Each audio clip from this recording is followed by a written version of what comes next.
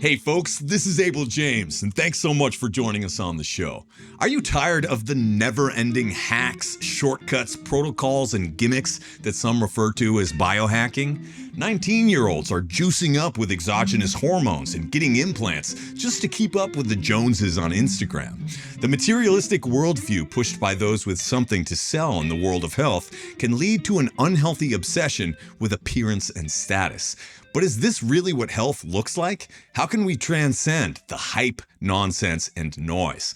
Today, I'm honored to be here with the one and only Paul Chek. For over 40 years, Paul has been a pioneer in the world of corrective exercise, kinesiology, and holistic health. But Paul's wisdom extends far beyond the physical, as today he shares profound insights on the spiritual and existential dimensions of the human experience. This is no ordinary conversation about health and longevity. It's more like a masterclass in living an authentic, fulfilling life. Now, here's a quick word before we get to the interview. If you're looking to get unstuck and maximize your performance in business and life this year, listen up.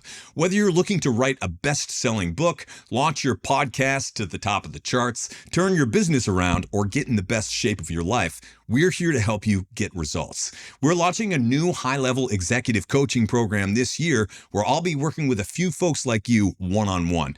You can find the details on my newly redesigned website at abeljames.com. That's A-B-E-L James.com. So if you're interested, make sure you're signed up for my free newsletter at abeljames.com, and then you can join one of our future groups, one-on-one consults, masterminds, live events, and more. And stay tuned until the end of this podcast to hear one of my original tunes called Swamp Thing. All right, on this episode with Paul Chek, you're about to hear the dangers of taking shortcuts with your health and joining the biohacking cults, how to build the courage to be yourself in a world that conditions you to fit in, how our spiritual practice can help optimize our health and longevity, why instead of eating cake on his birthday, Paul stacks enormous rocks to create a monument of stone, and much, much more. Let's go hang out with Paul.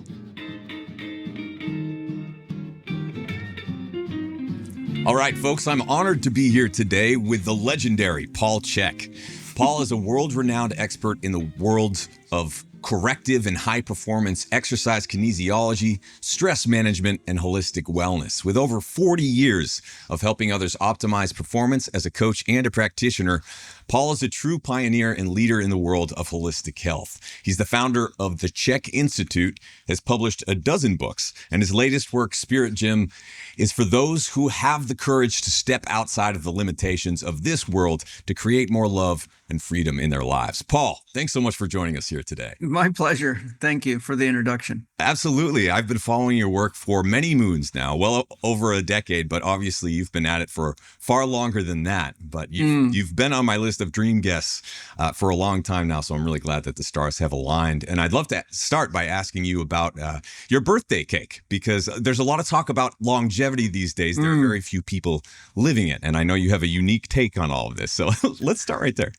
Yeah, well, I started doing that, I think, when I was 60.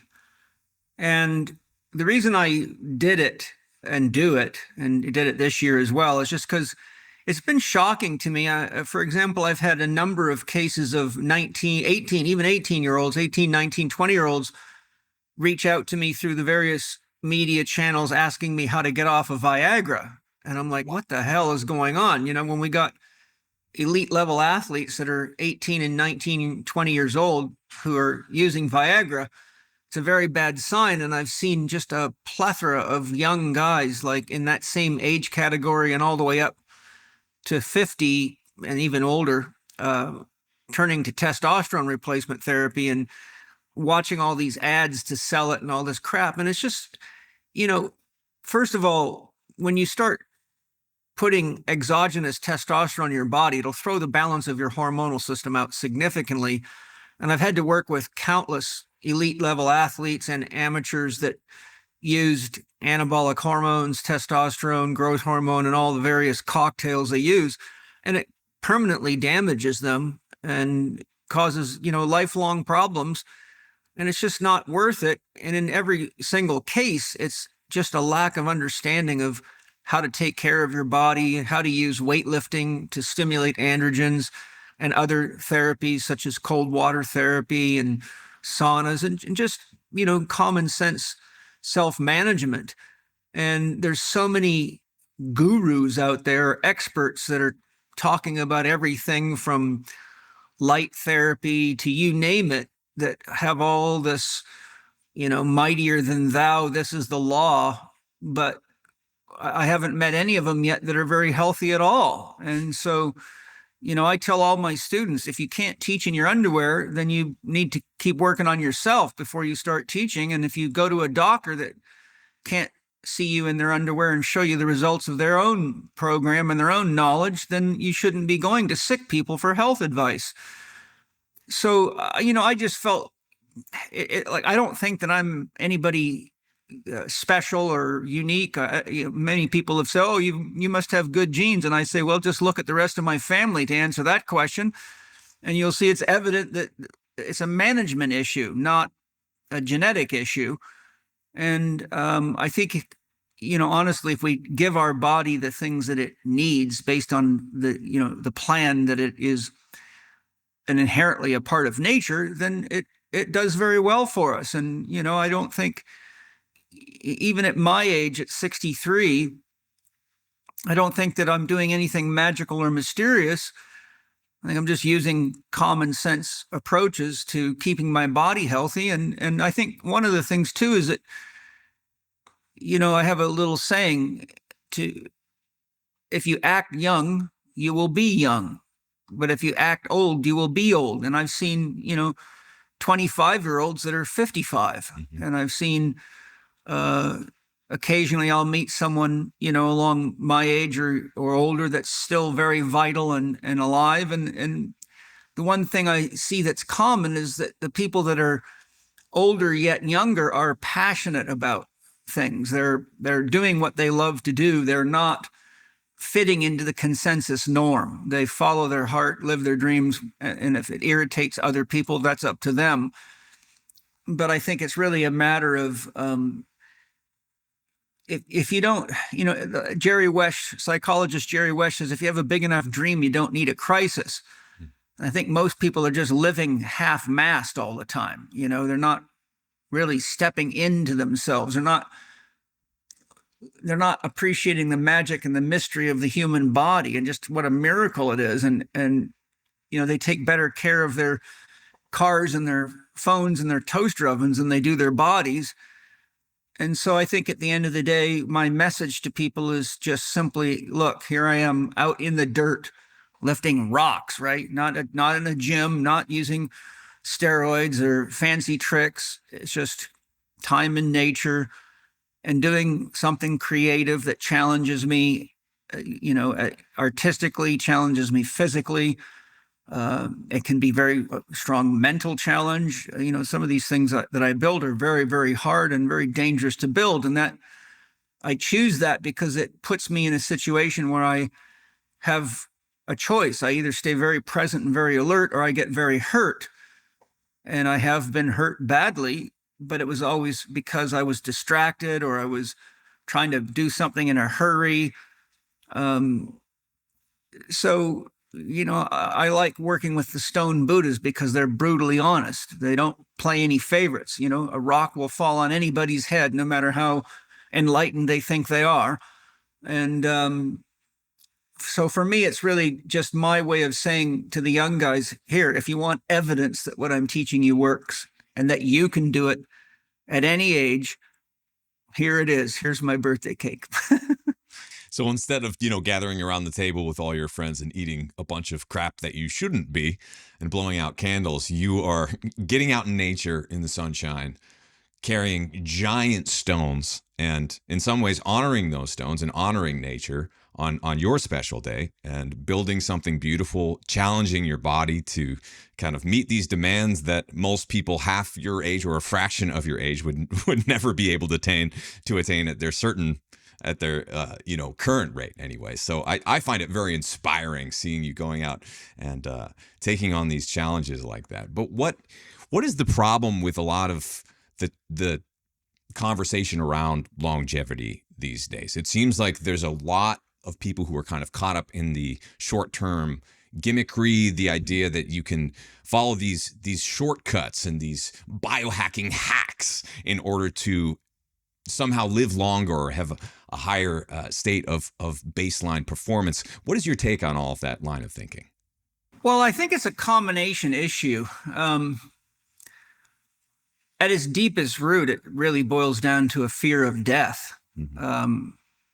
People, by the time people reach about 50, they're kind of viscerally aware that, death is going to approach us at some point. And I think prior to that, when you're what I call young, dumb, and full of cum, you think you can get away with anything. And you just, I used to do a lot of crazy stuff, race motocross, drag race, stock car race, rode in the rodeo, paratrooper. And I pushed the red line always and had, too many broken bones and bad injuries and concussions. But at the time, I never even had any fear of dying. I just really wanted to see what could I do. It was really all about me exploring my own potential. Though I was a competitive athlete and everything I did, I wasn't competing against other people. They were really giving me an opportunity to push myself to see what I could do. And as long as I was able to improve my performance in whatever sport I was doing, even if I didn't win, I was satisfied that I was growing. And when people beat me, I just saw them as my mentors. And I thought, okay, what are they doing better than I am? And I would study them and pick up whatever tips I could. But I think because we have such a spiritually inept and broken world culture, and that religion has really failed us in delivering the goods. Put simply, religions have all become belief systems. And whenever you're in a belief system, you stop asking questions and you simply memorize stuff written on paper by other human beings and often pretend that it's the word of God, which is silly. And it keeps you in the child archetype because you're always bowing down to some authority figure outside of yourself, and you're worshiping a God outside of yourself, and you're following other people's dictates. And so what happens is there's no connection to spirit. There's no, the religious experience, in authenticity, religion, the word religion comes from the root word religio, which means to link back or connect to. And that connect to is the wholeness of life, is the wholeness of creation. It is that which is the mystery behind creation itself. And interestingly, the word religion means the same thing as the word yoga, which means union with God or source. But when you have dogma and you have programmed beliefs and you have a belief system and you have a set of concretized rituals that become so they lose their vitality, because it's kind of like, imagine if you had to go to the third grade for 10 years in a row. It wouldn't take long before you would be having your phone under your desk playing video games because you're so sick of hearing the same stuff over and over again. You wouldn't be connected. But religion really was meant to be a ceremonial ritual in which you were, through music, through the geometry of cathedrals and temples, and through the words and through the act and the participation, it was ultimately meant to open you up into an experience of the transcendent. But as religion became canonized and ritualized, and people lost connection with the transcendent, which is exactly what led Nietzsche to say God is dead, because religions had so concretized God as this, God as that. God wants this from you. God demands this from you. God will do this to you if you don't follow these rules. So what happened is it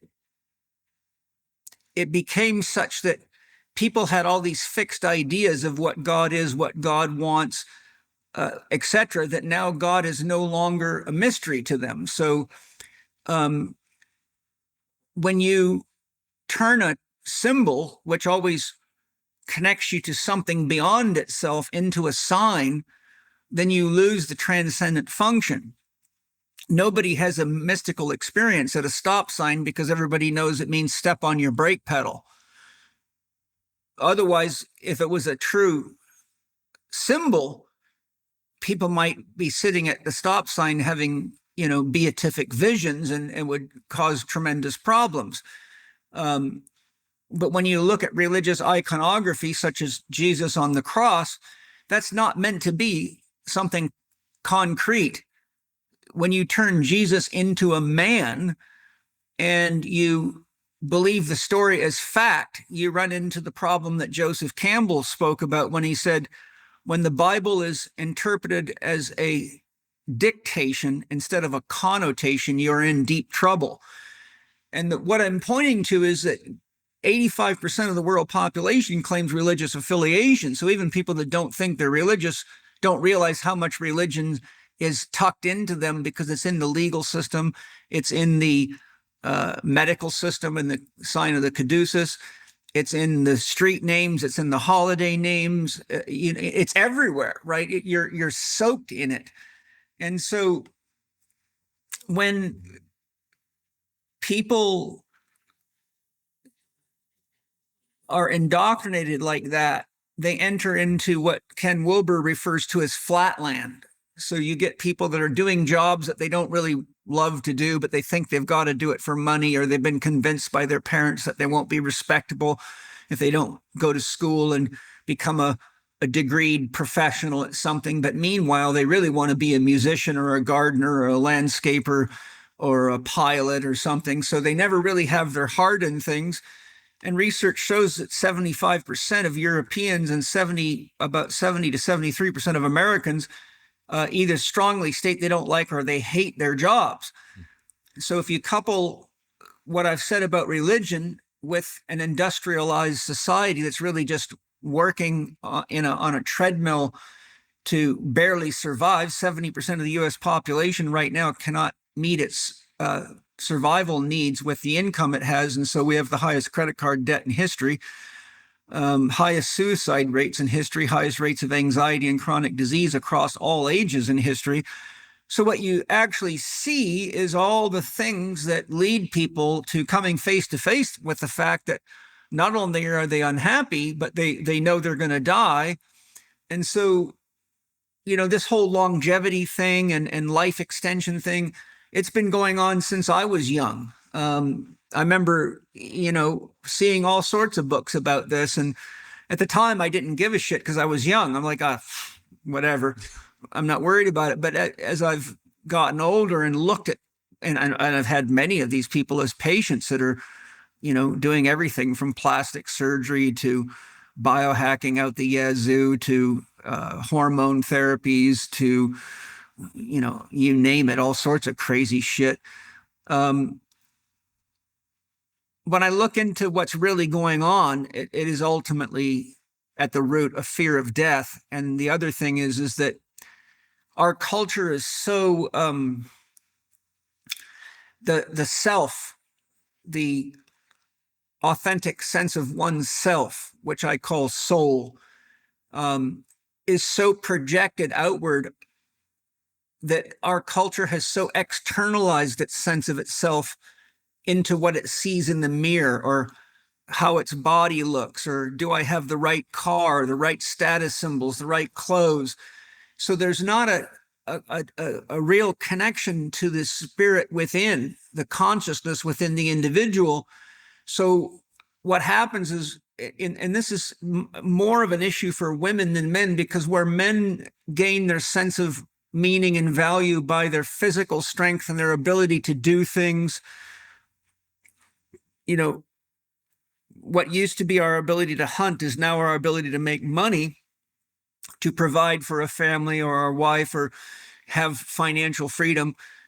So when women, for example, hit about 40, their gravity starts to take effect, skin wrinkles show up, breasts start to fall, They're not as disciplined about exercise, but they get this strong sense of insecurity, because the way a man has insecurity, if he loses his physical strength and his mental ability, a woman has that insecurity when her beauty power isn't so magnetic anymore.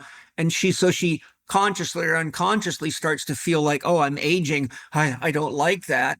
And so off comes, now it's, Botox injections and breasts and butts and tucks and snips.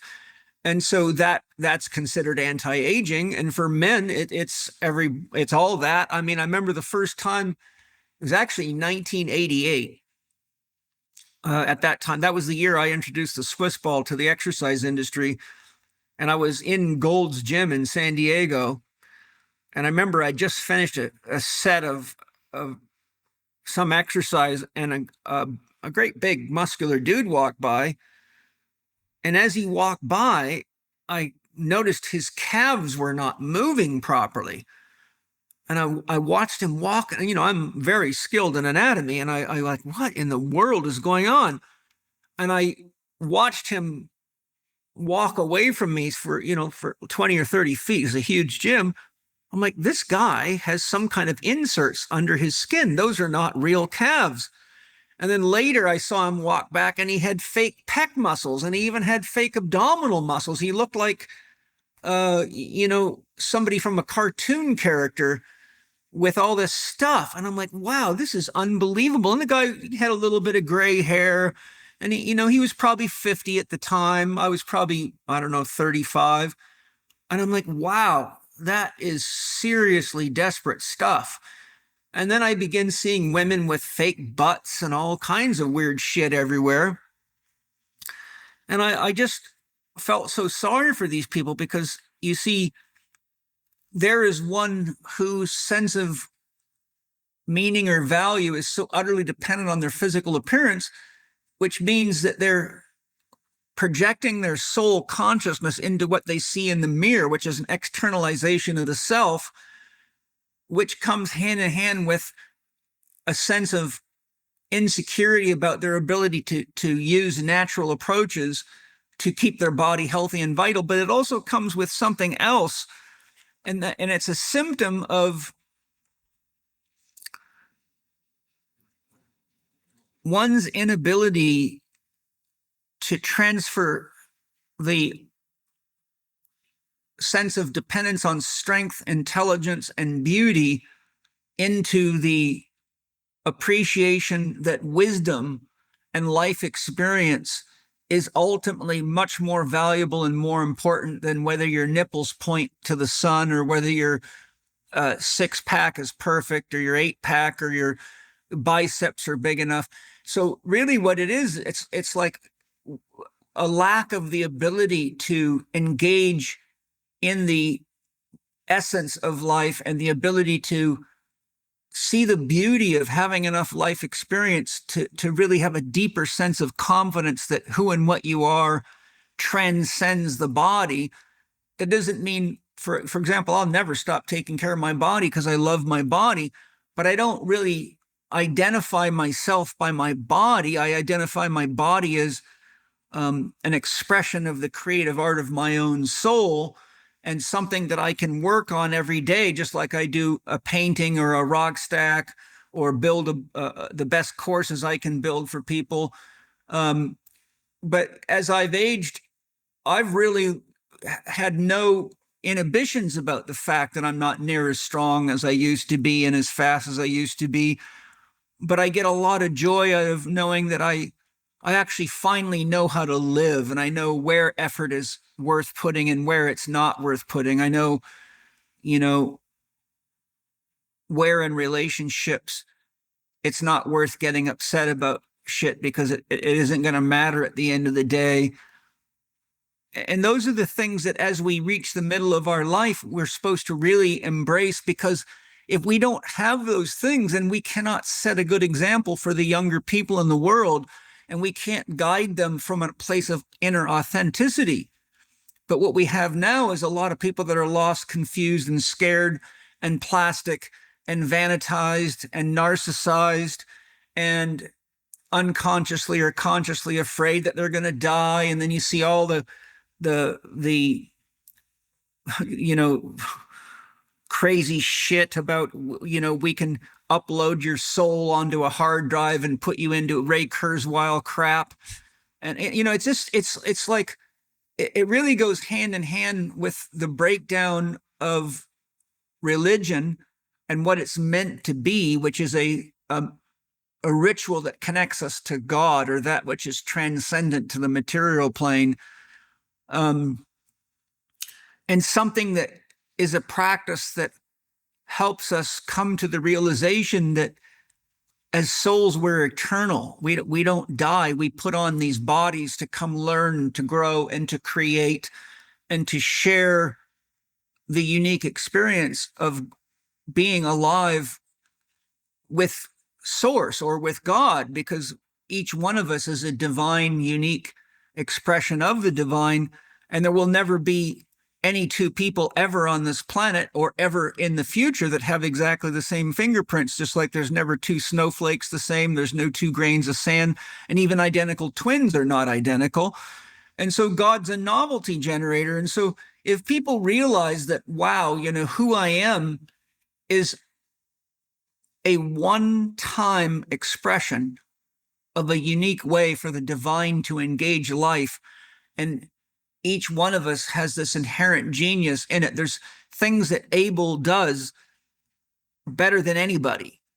And there's things that Abel does that can help Paul be better at what he does, and vice versa. And that's true of every one of us, from children all the way to old people. And so if we celebrate our uniqueness and we see this as a gift that we get to create with and explore with, and that when we realize that if God is God, then there can't be anything here but God, because by definition, God means that for which there is no other.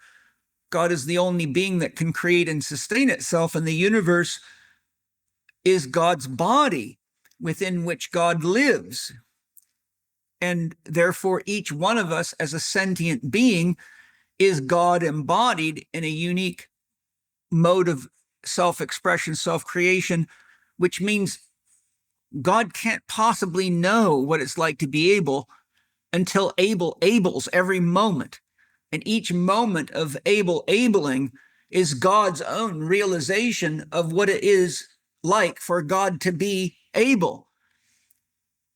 Now, when you embrace that, then you go through the experience of saying, wow, well, if I'm the only expression of the divine in this unique way, I've got this amazing treasure and this face and this body and this voice and this signature and this unique way of seeing the world and loving and being loved.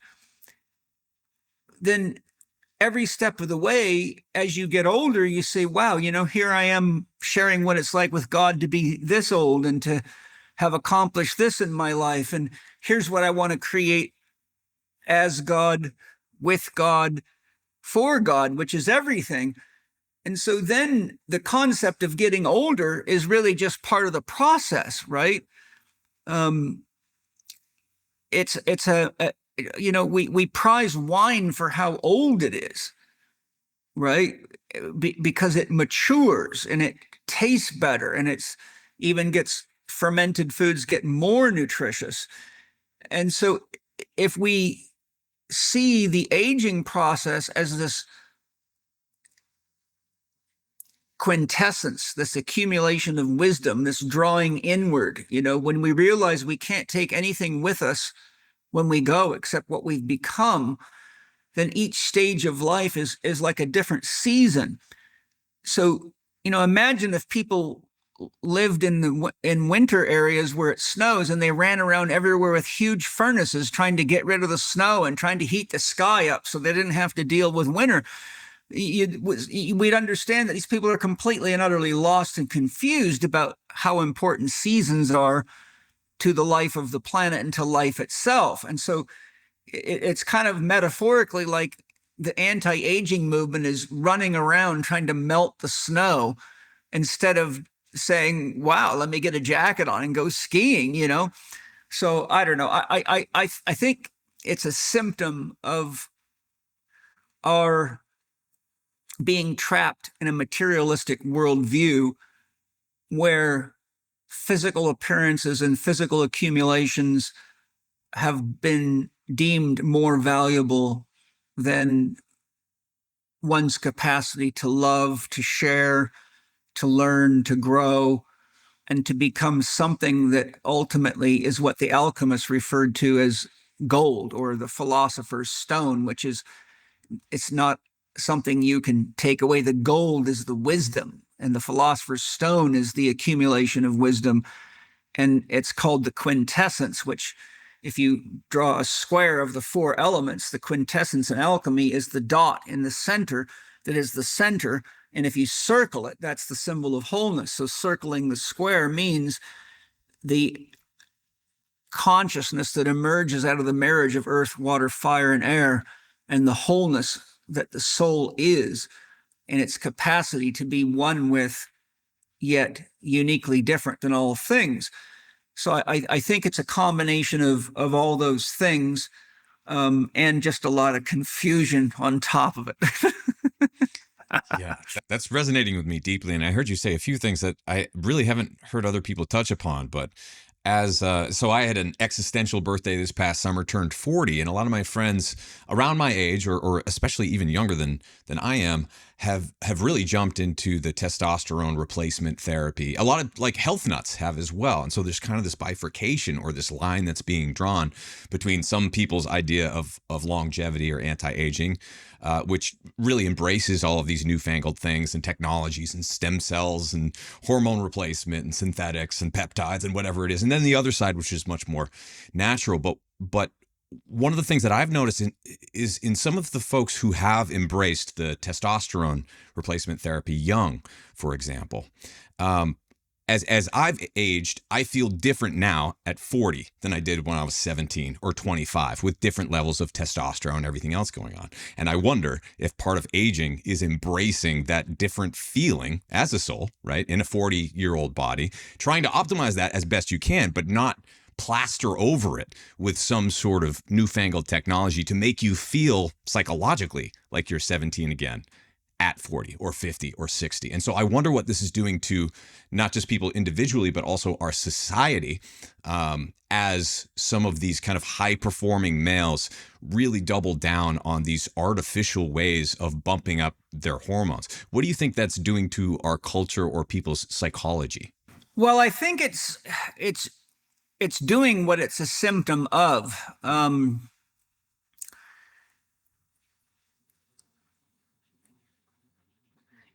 Think of it this way. It's a concept of working on instead of working with. If you work on your body, then your body becomes an object, like working on your car or working on your computer. But if you're working with, it's a relationship. It's not a relationship of dominance and control. It's a relationship of partnership, which is inherently an expression of love of and love for and love with. But when people are working on themselves, which is really the problem with biohacking, it's all about manipulating and hacking. I mean, come on, that should alert you. Yeah. That's no different than the word artificial intelligence. Well, if you think artificial intelligence is a safe way to run the world, you need to look carefully at what the word artificial means. And so if a person's orientation of their body is that it's a machine and it's a materialistic view, well, that reflects their orientation to themselves, which is a materialistic worldview, because it essentially is saying that I have to work on my body because there are circumstances that I cannot control, and therefore I have to make changes to my body to make it be the way I want it to be. Now, I work with my body, and for example, if I don't lift weights in the, ideally 4 to 6 RM rep range, at least once every 3 or 4 days, I can feel my testosterone levels dropping, and I can practically watch the muscle start to drip off of me. So I know in order for me to work with my body, I have to give it the stimulus it needs to produce androgens and say, wow, okay, he's still lifting heavy stuff. He's still breaking muscle tissue down. We can't stop testosterone production, growth hormone production, melatonin production, because we won't survive the environment we're in. Like when I go lift heavy stones, there's a real intensity, and there's a real intensity when you're at, say a 4RM lift. There's no way you can cheat that, right? You have to get that thing off the floor and move it, or out of the rack and move it. And that puts a lot of tension through the system. It ramps the nervous system up to very, very high levels of electrical output. And so whenever you have tension and high levels of electrical output, you have a hormonal response that matches it. So because my body is part of my dream, I want to live in a way that my body is congruent with and inherent to the dream, versus thinking that my body is just a biological machine that I can tinker with. Because if I think that way, it also reflects my relationship with myself at a deeper level. And because the soul is not physical, it's a transcendent quality or an emergent quality. If you don't have a relationship with the mystery of consciousness within yourself, then your relationship with yourself becomes really your experience of your body. And so the things that people are trying to do to their body is ultimately becoming the signpost of what their religion is at a core level, and that's materialism. And so that leads you to, again, to this realization that, hey, my body's getting older, and everything's falling down, and things are hurting, and they're not working well. And wow, I'm really aware that I'm going to perish at some point. So I got to hop this thing up, man. I got to put some juice back in there. But the problem is that if you do all that stuff and you keep living in the way that led to the problem, with losing the natural elasticity of the skin and not getting enough sunlight and not breathing well and taking diet shortcuts and all the long list of stuff that leads to people to think they need to make these little biohacks, then you actually never really meet the spirit, because your sense of self is in your biceps or your chest or your breasts or your dick or whatever it is.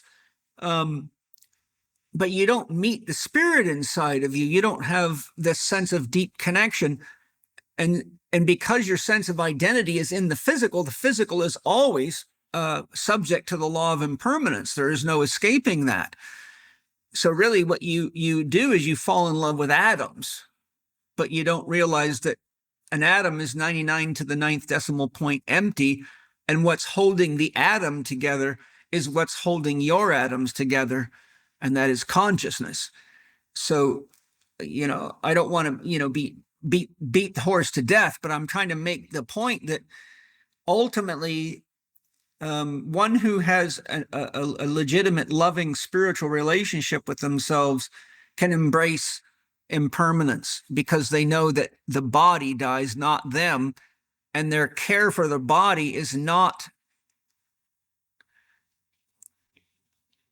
a means of reestablishing egoic pleasure or egoic confidence.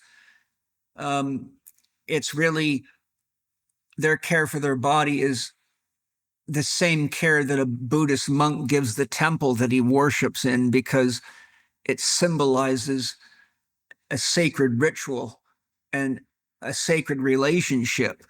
So for me, my body is my temple, and I relate to it as a symbol for where the divine worships in me, which is the only place I can know for sure that the divine worship's there, because I can't enter Abel's reality, and it's not my place to do that, because that's God's gift to Abel. And even when we're in deep, intimate sexual relationships with somebody like our spouse, we can never really know fully what it's like to be that person. That's always a mystery. And that's another thing. Because of that, it allows us to honor the mystery. And if you look at what happens in relationships, as soon as you think you know someone, you've concretized them, then your relationship with them is, it becomes mundane. But if your relationship is one of a mystery, then every day is something new and exciting, and you never know what you're going to get surprised with, and neither do they.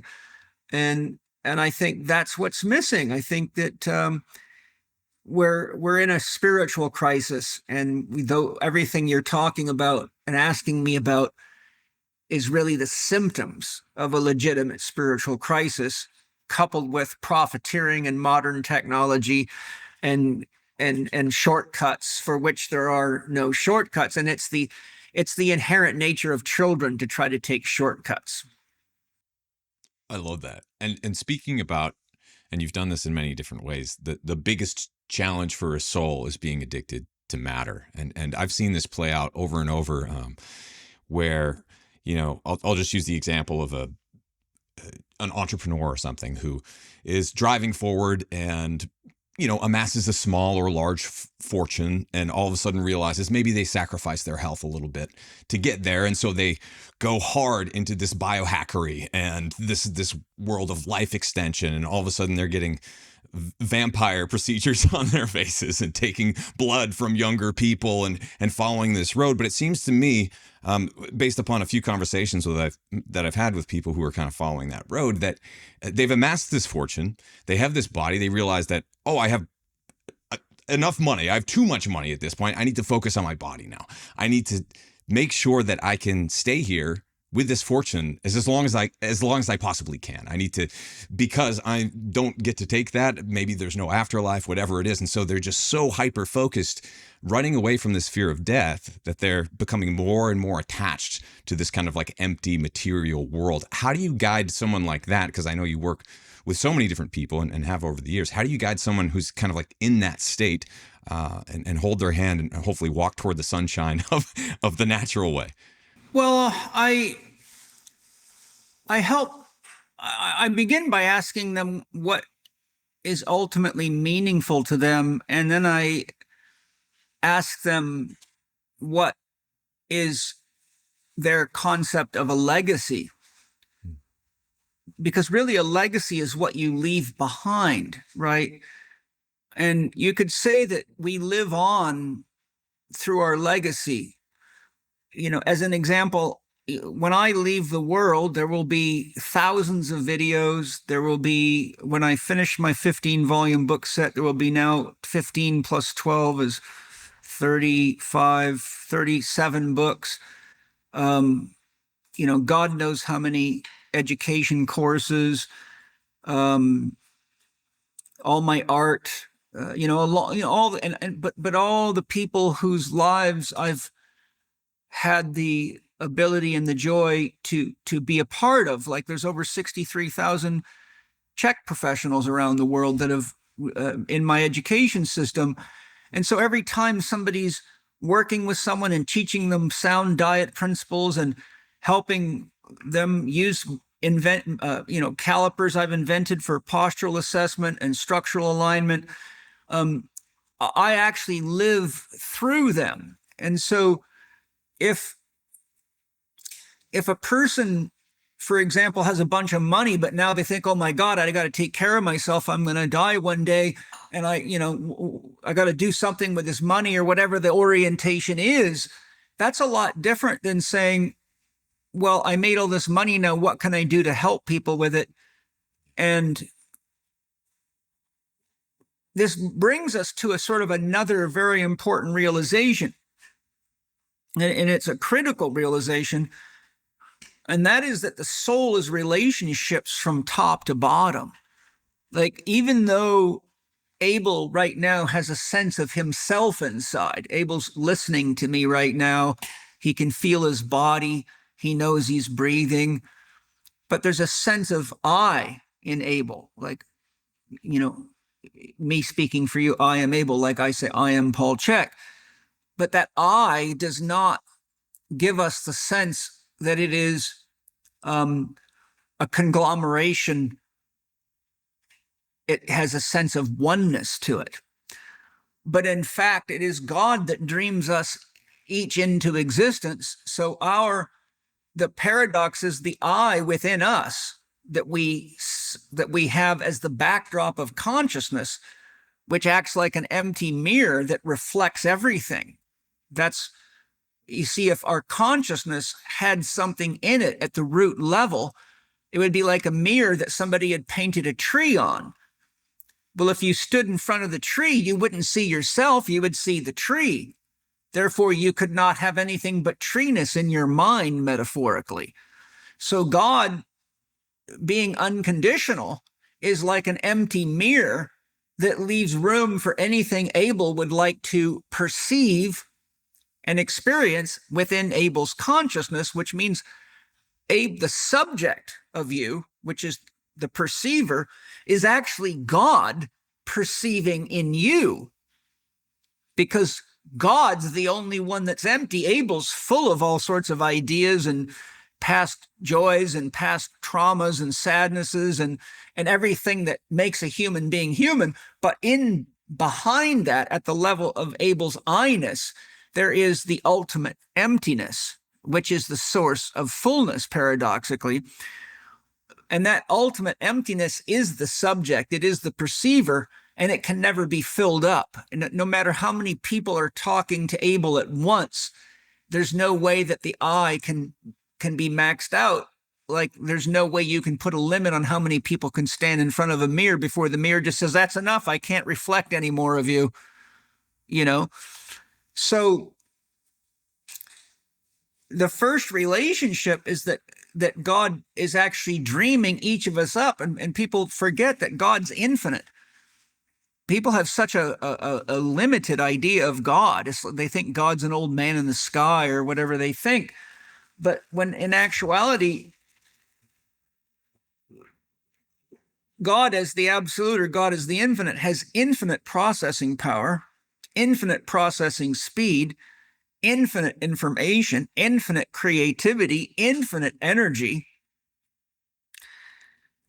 and therefore can create infinite unique expressions of itself infinitely.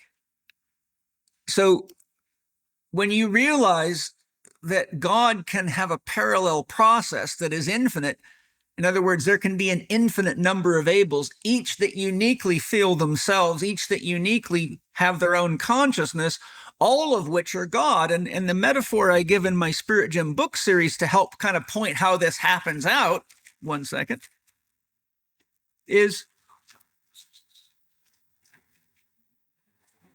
I had my artist do a picture of a field with endless numbers of flower pots that were empty, except they all had water in them, and it's a full moon night. So in the art, you see these pots going forever, and every one of them's got a perfect reflection of the moon in it. And so God is the moon, and we are the pots of water, and no matter how many there is, none of those pots are identical, but the consciousness that makes them say I am is the same in every one of them. And so that is the first relationship. Then we have our relationship with our mother and our father and our school teachers and all the people that give us the ideas that actually form the ego. And the ego is actually a collection of everybody else's ideas, right? So the point that I'm making is that we are actually relationships top to bottom.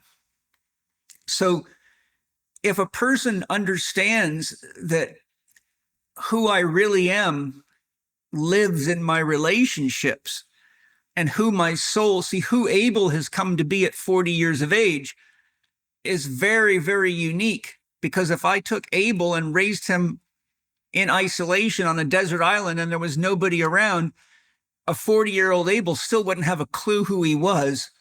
And everything would just be a mystery, like an Alzheimer's patient every day waking up, because there would be no growth and development. This is well proven in psychology. In fact, there's cases of people who somehow got separated from family members and were raised by animals, and they only have instinctual animal level of consciousness. They don't have an I am sense. They're more, some have been raised by wolves and they behaved like a wolf. So their sense of self was that of a wolf. So there you see the relationship in the environment. But, you know, the degree of wisdom that I carry is only there because of all the people that I've learned from, that I've studied, that I've read, that I've embodied, that I've disliked, and therefore they've taught me what not to do, how not to behave, or how not to use money, or how not to use drugs. So even the people that we reject actually have a very strong influence on us and live inside of us as well, because they're shaping us, right? Some add and some cut away. The point I'm making, if it's not clear, is the scenario you've described where someone has a bunch of money. Now they just got to pour it all into themselves because they're afraid they're going to die, or they're not going to have time or whatever. There's a big difference between that viewpoint and saying, wow, how can I go deeper into my relationship with myself and with my friends, and with how can I use all this money to support other people? And the amount of life force that enters into somebody, and the amount of vitality, and the amount of commitment to caring for oneself, simply to extend the time that one has to deepen and expand that circle of relationships, is a very, very different approach to taking care of oneself. Like, I take care of myself because I have a responsibility to, for sure, everyone younger than me and less wise than me, because I have a deep sense of realization that who I am is who they are. Because the same thing that gives me I am gives they I am. The same moon that's in every pot is in me. And therefore, because I know what God is, and I know God is growing and maturing through a process of self-realization in each person, that anybody that I can help inspire to become more conscious of who and what they really are, which is love embodied, gives me a reason to live in a way that, if repeated by them, enhances their chance of having the experience that I have of this ultimate sense of connection. And, I actually look forward to death simply because I think it's just going to be magnificent to go behind the curtain and see what other mysteries God has to unveil. Because I don't have this fear of God that people do from all this religious programming. And when I leave my body, then I will leave the relationships that I have had with my body, and whatever goes into the earth will carry the vibration of a love of the earth. So whatever eats me will get good food that's full of spiritual nutrition. But most people's bodies will be like an animal that was killed in a commercial feedlot, full of adrenaline and fear, because now they're coming face to face with a mystery that they never found right in front of them. Well, speaking of that, for folks who are, if they're in that 75% working the job that they hate, or just kind of in a life position that they feel like maybe was not of their own choosing, how do you help people embrace their idea of what a dream life actually is?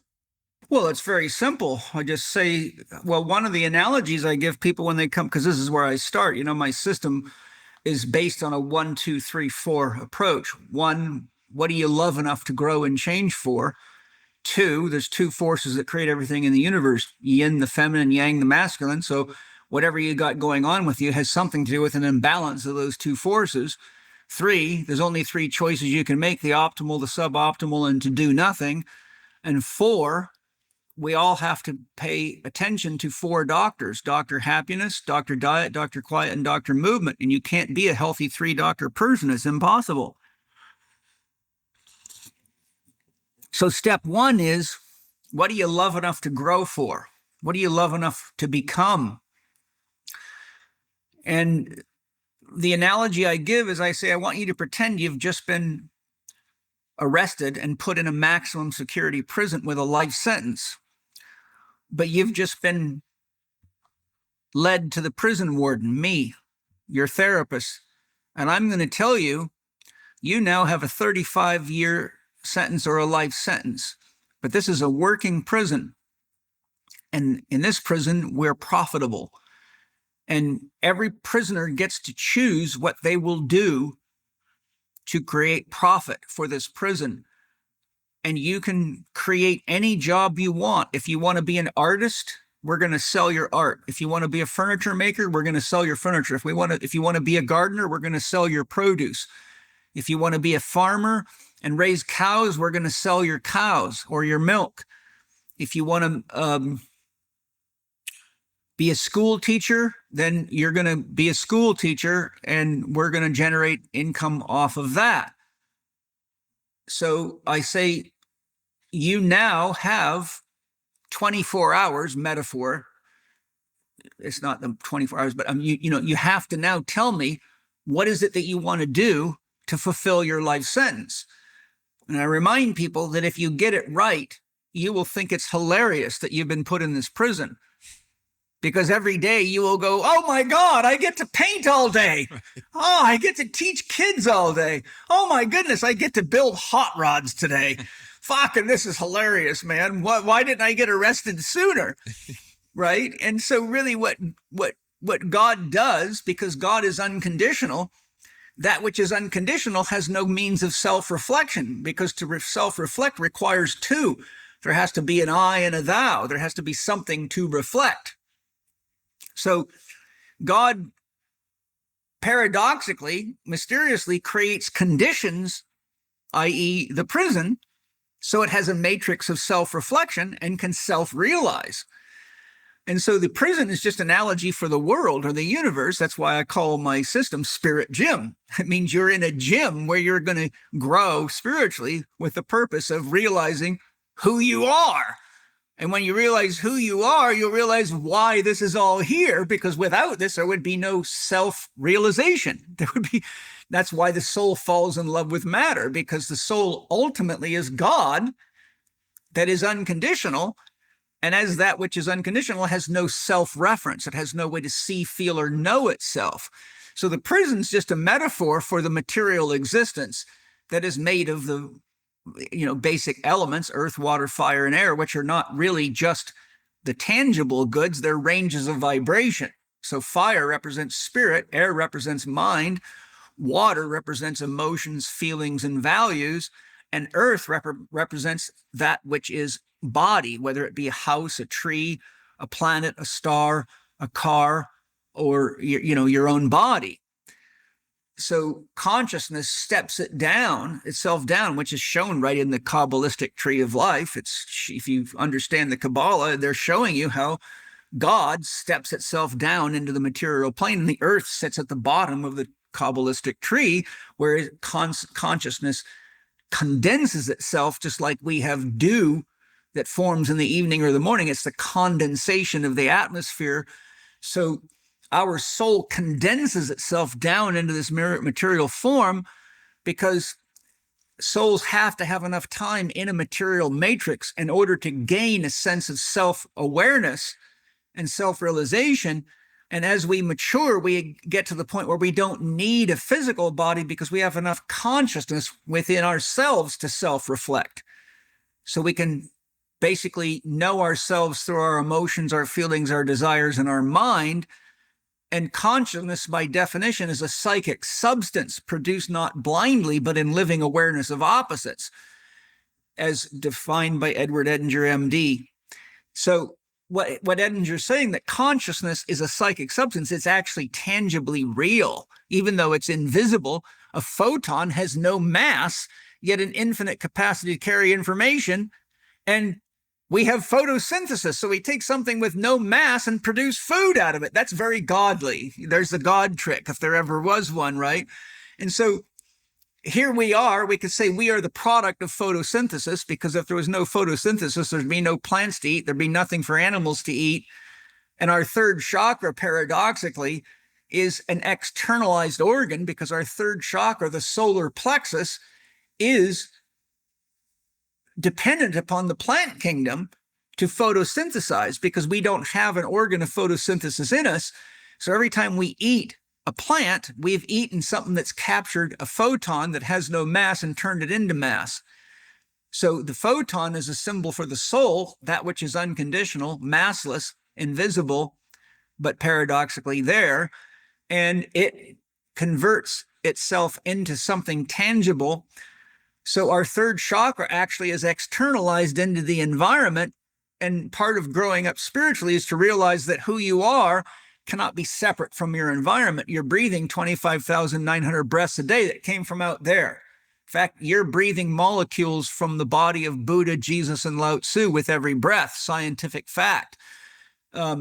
You're drinking water that was drank by billions and billions of animals and people throughout history, and you've got molecules of all those people's water that was pissed out, spit out, whatever, being recycled.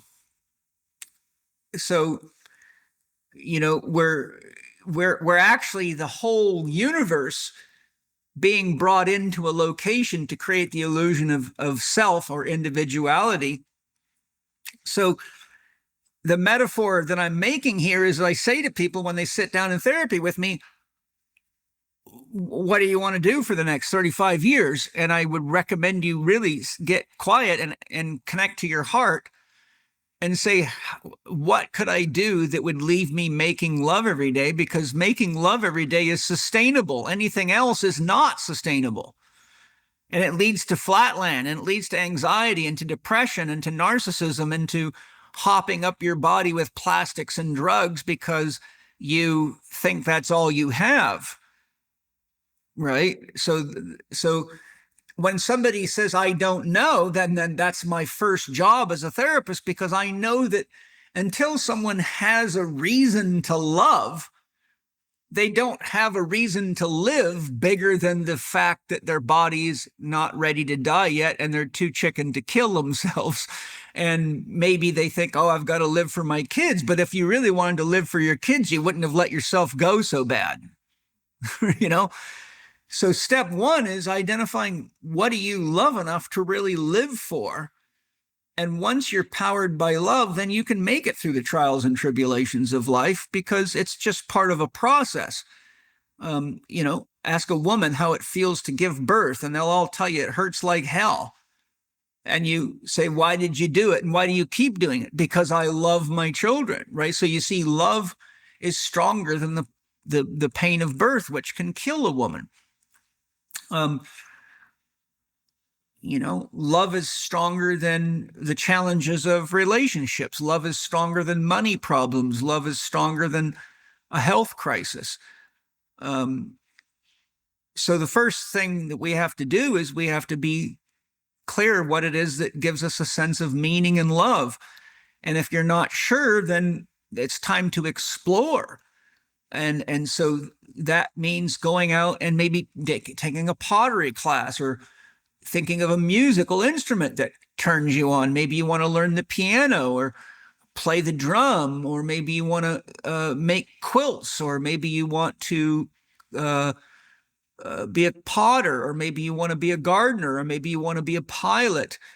But you got to go out and explore. And this is what happens when people get caught on the treadmill of making money and doing what they think they have to do. They talk themselves out of doing the things they love to do. And the next thing you know, they're not alive anymore. They're just corpses walking from one bottle of pills or one biohack to another biohack. And they still haven't figured out who they are. And there's nothing that accelerates self-realization faster than love. There's just no way. Someone who, for example, meditates or does Tai Chi because they think they have to, can do it for 30 years and not grow. But someone does it because they love to, because they have a genuine interest in knowing who they really are and what they really are, can grow very, very fast and reach, a level that we would call enlightened. And, it's like the old saying goes that someone goes to a Zen master and says, well, I've heard all about you and that you've produced a lot of enlightened students. If I work with you, how long will it take to become enlightened? And the Zen master smiles and says, it may take 15 seconds and it may take 30 years. It's up to you. The Zen master is not the one making you enlightened. The question is, are you there for the right reasons? Are you looking for a status symbol? Are you just trying to outsmart people? Are you there because you're afraid to die, so you're trying to, remove the fear? Or are you there because you have a genuine love of the mystery? And if you have a genuine love of the mystery, then you will be like Harrison Ford looking in pyramids forever, thinking it's amazing. And what's the secret there for you? Because you've climbed so many metaphorical mountains, but with such a sense of curiosity, I would imagine, because you're kind of jumping from, literally being an elite paratrooper to triathlons, boxing, racing cars. And I can't imagine how many other things you've explored, not just to kind of play with, at a low level or with a low level of commitment, but actually going on to really compete in a lot of these fields. That takes a whole different line of thinking. So what is driving your exploration of the universe or these different domains? Curiosity. Yeah. I think it's freaking crazy. It's absolutely fucking crazy. I mean, if you just think that we're on one planet that somehow can self-regulate itself exactly like a living being, which is James Lovelock's Gaia philosophy, which is very real. And I know the planet's alive because I communicate with the planet like a living being, and it talks to me, and it appears to me as the Black Madonna. And she comes to me and she inspires me to teach certain things or do certain things. So I know that this planet is a living being, and all stars are living beings, and moons are beings. We're seeing their physical body, but if people had deepened their spiritual abilities to have clairvoyance and to astral travel and to remote view, they would realize this universe is absolutely, utterly, friggin' mind-blowingly wild, and it's infinite. And current scientific estimates are that there could be 3 billion inhabitable planets similar to Earth within the Milky Way galaxy alone, based on scientific investigations. So for me, it's like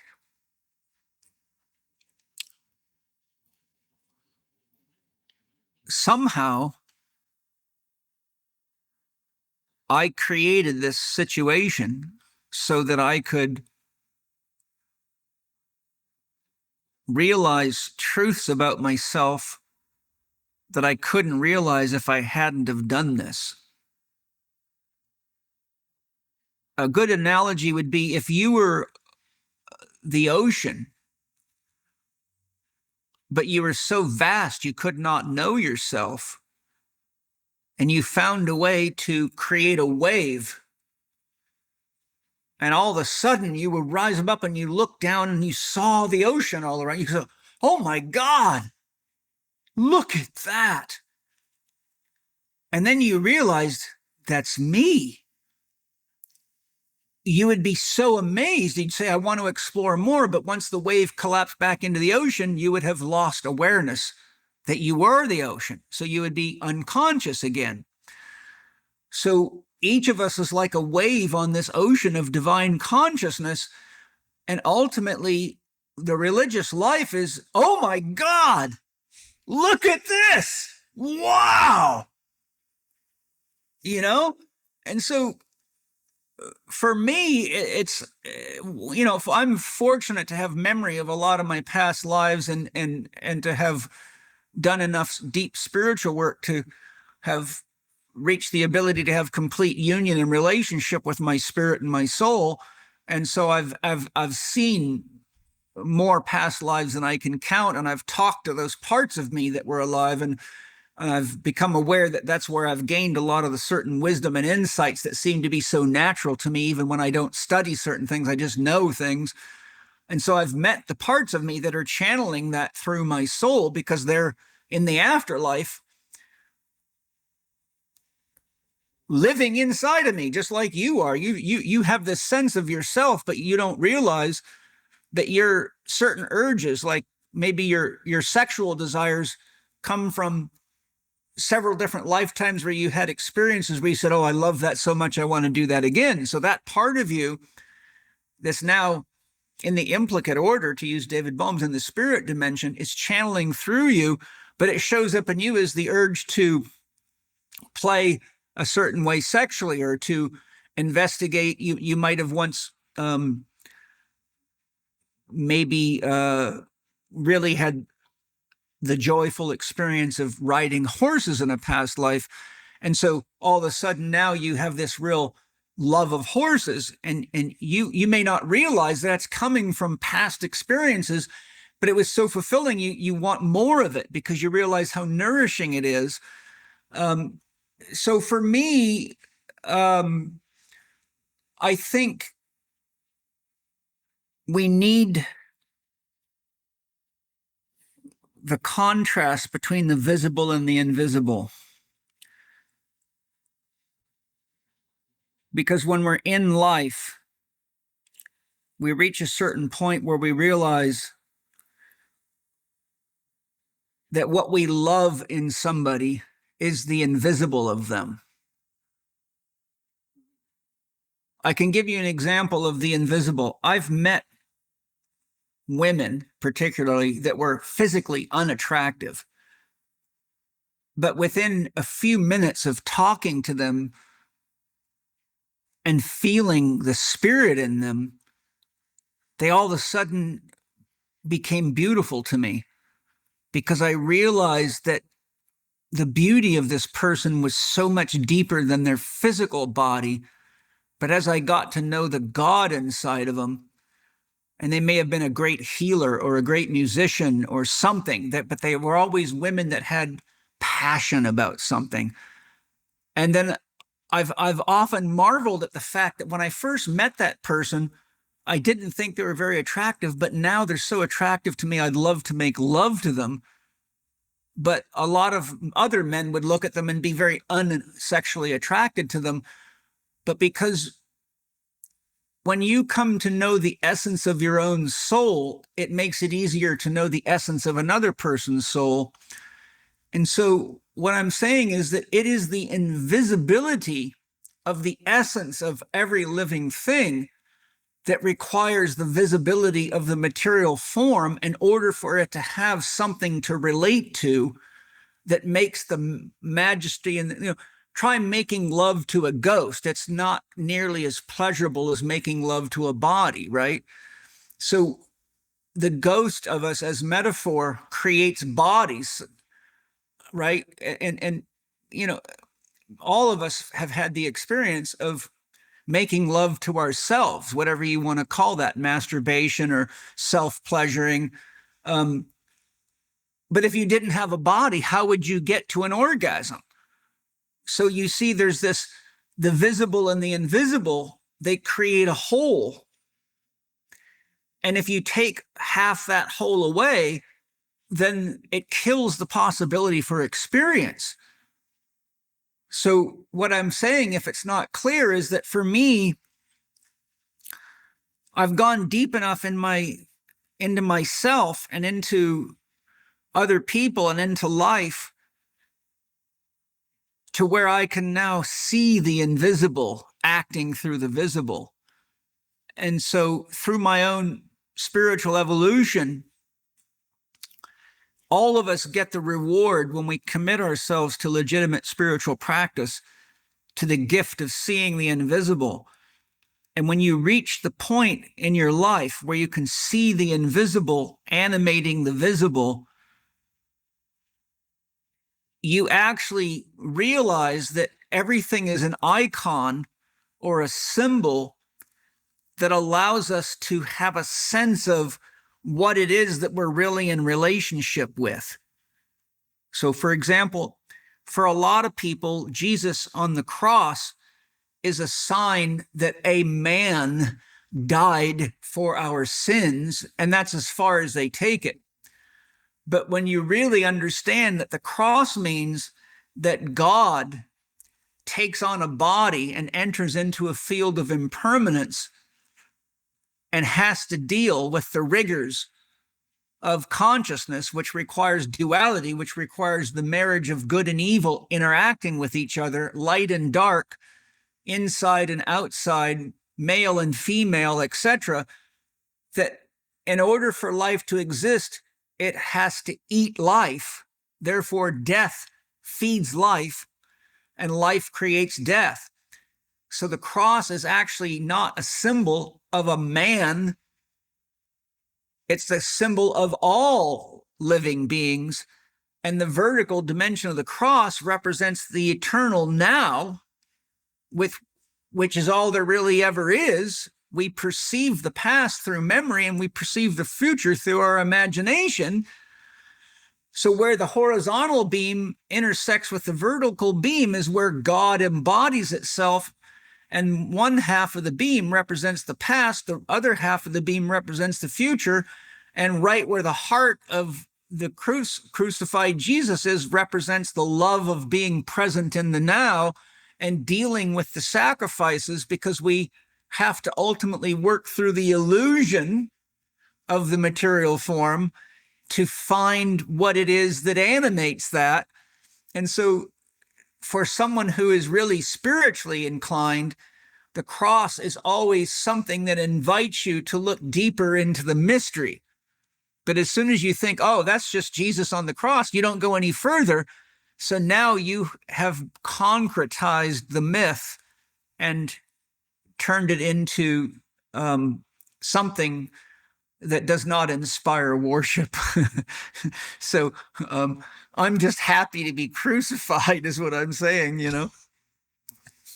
Now, what about shadow work? How do you work on something you can't really perceive or know? Well, you can. You do all the time.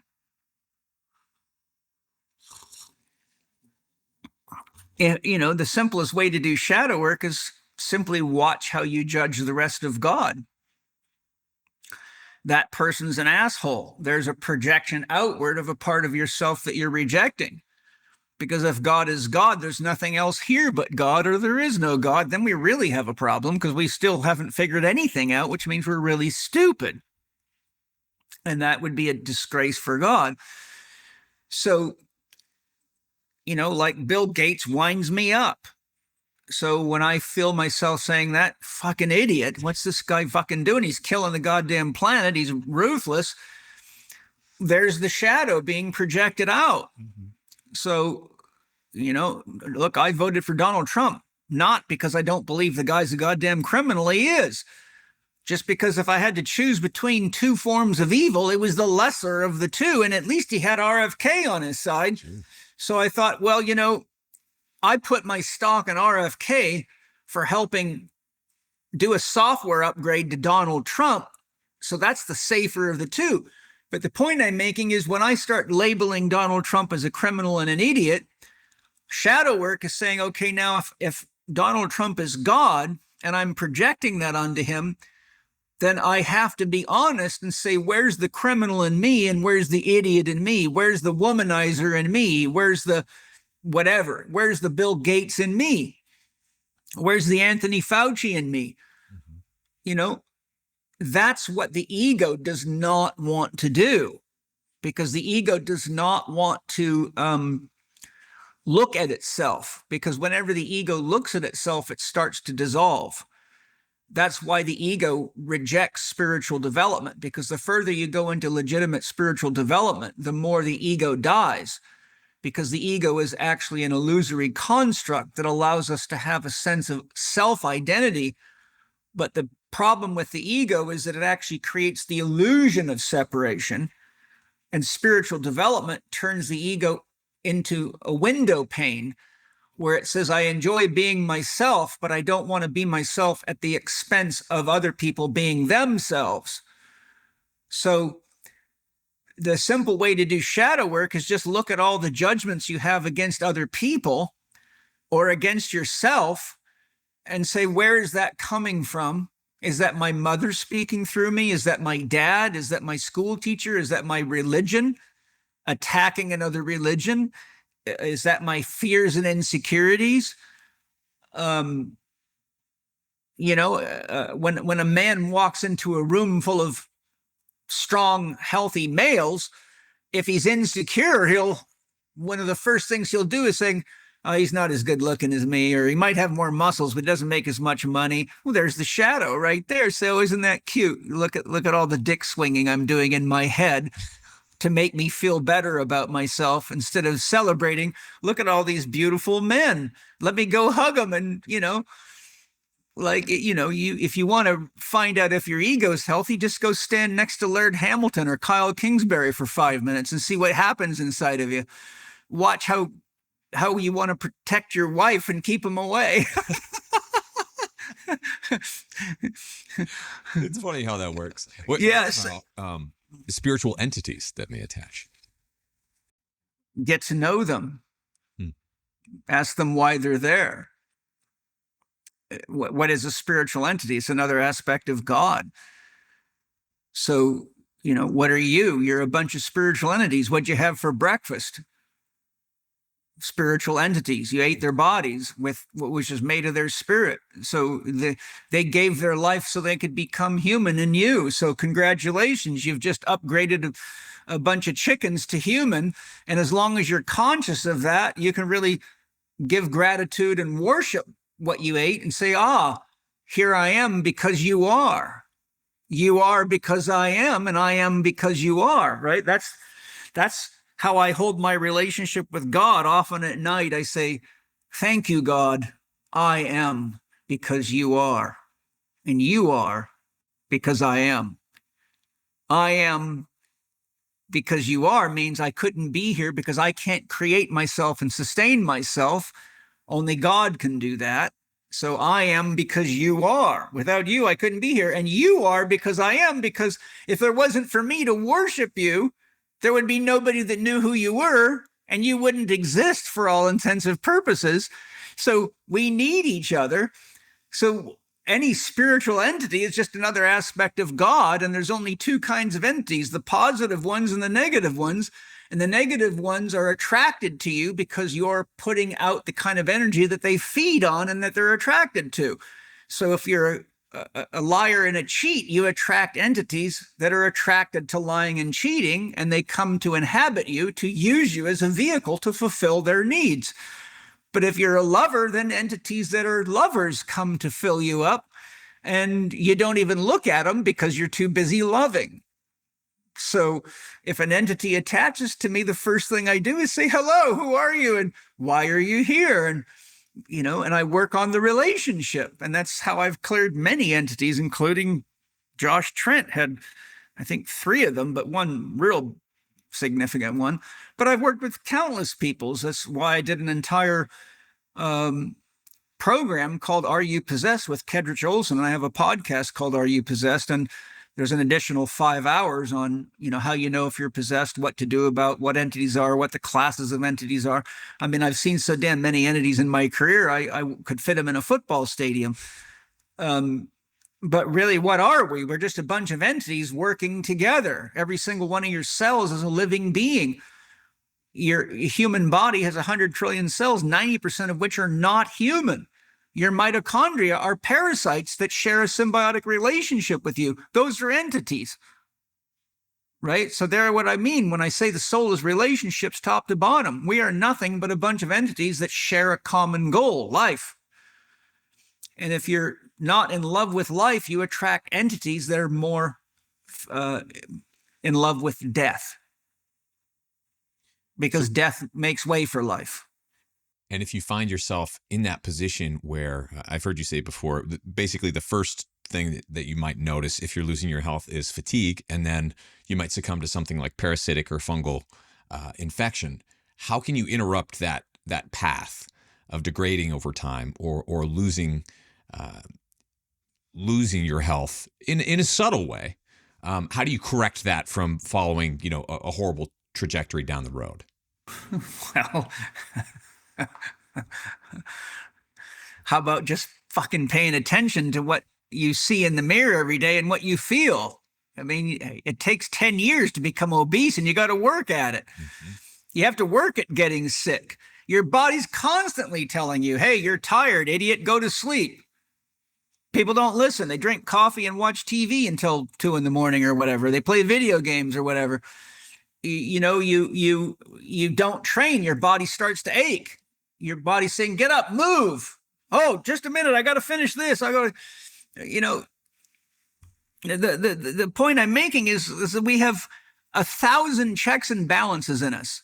We have blood sugar symptoms. We have, the things that happen is we lose our vision, we lose our hearing, we lose our smell, we lose our sense of taste, we lose our motor skills, we lose our strength, we lose our coordination, we lose our shape, we stop pooping normally, we pee too much or too little, we get symptoms of dehydration, our skin starts to show symptoms, our hair shows symptoms, our nails show symptoms, our eyes show symptoms, we get too much or too little wax in our ears, our sex organs stop performing well.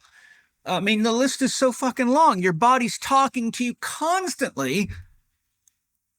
And the fact that people don't listen means you're dangerously distracted from what it is that's giving you this miracle of life. And you're putting your time and energy into things that are not important. Because without your body, none of those things matter, and all the damn money you're working for will go into the doctor's office and the drugstore so fucking fast it'll make your head spin. And that's exactly what they want.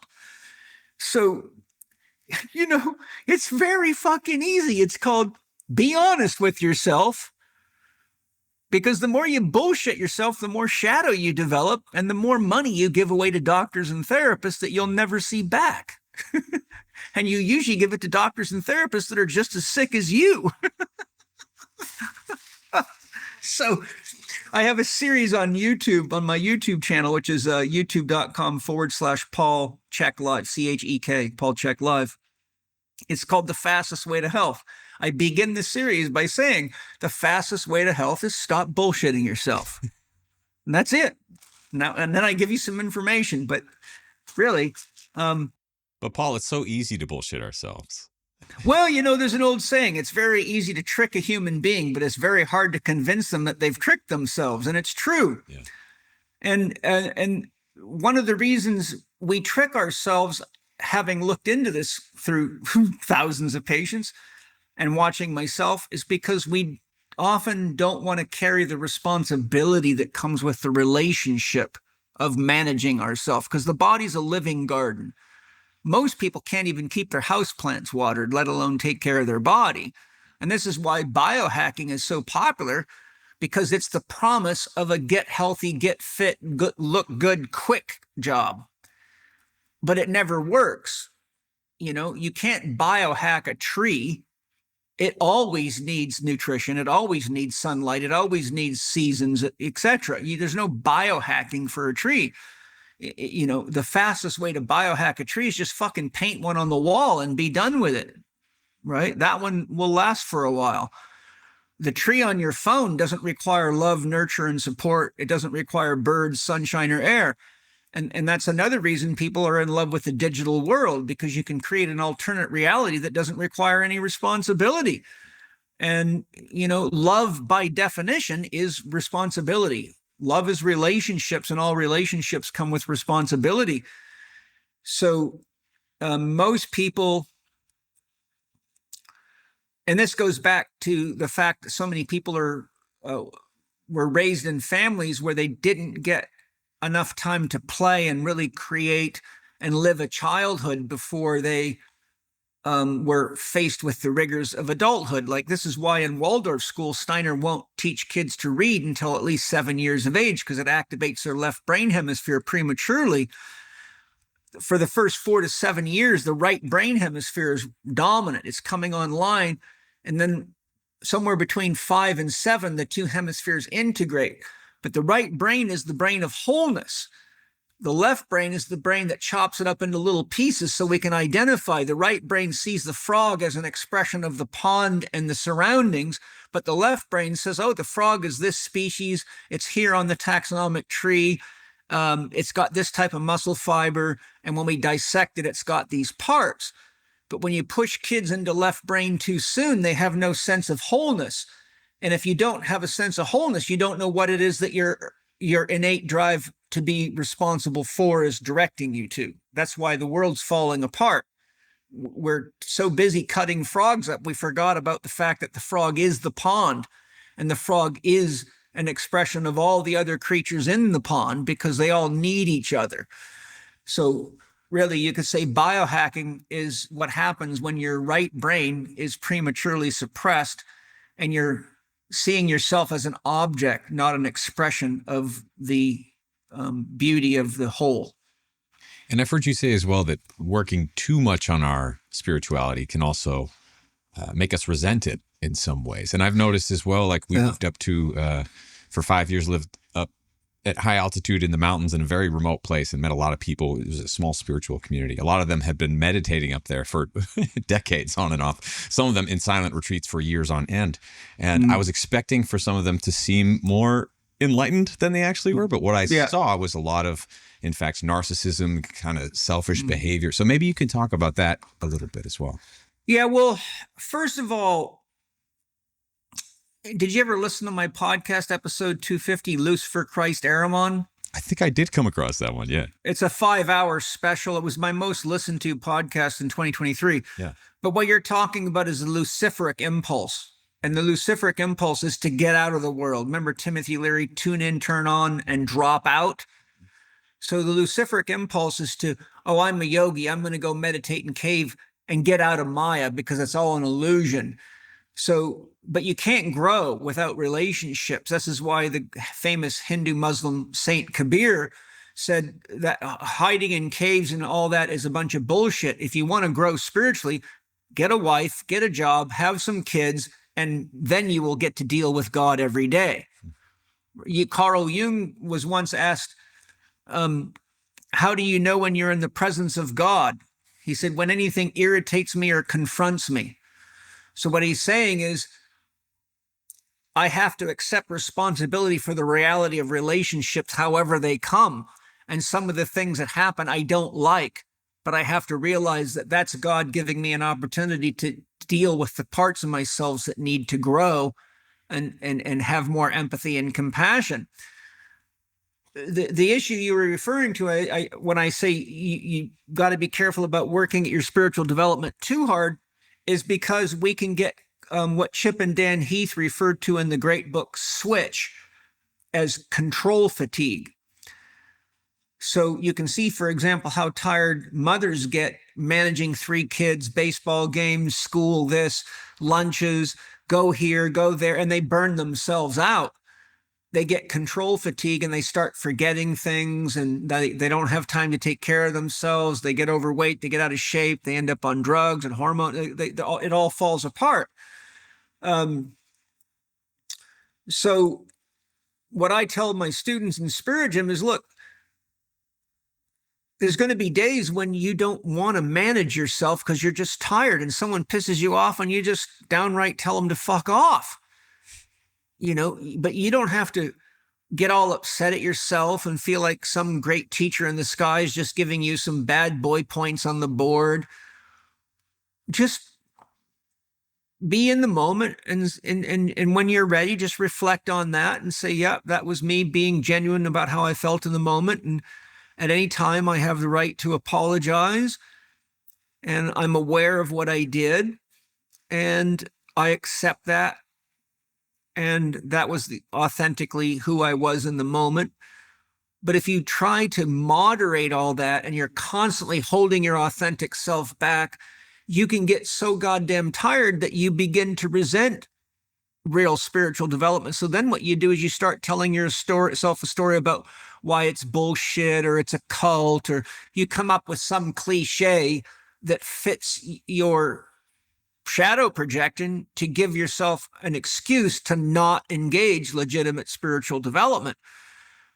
It would be like if I was a personal trainer and you hired me and I worked you too hard, it wouldn't take but a month before you'd be hurting head to toe, and the thought of having to ever see me again would make you sick, and you'd cancel your membership and cancel your appointments. But if I undulate your training so that there's days where we push harder and there's days where we focus on stretching and mobilizing, and days where we work in and we spend time focusing on our inner development and relaxing the mind, and then by the time it was a hard day, you'd be all excited for it. And after a couple of good hard days, you'd say, oh my God, tomorrow I can't wait to meditate. It's going to be awesome. Or do some Tai Chi. And so what I'm showing you is that you would get control fatigue if I pushed you too hard.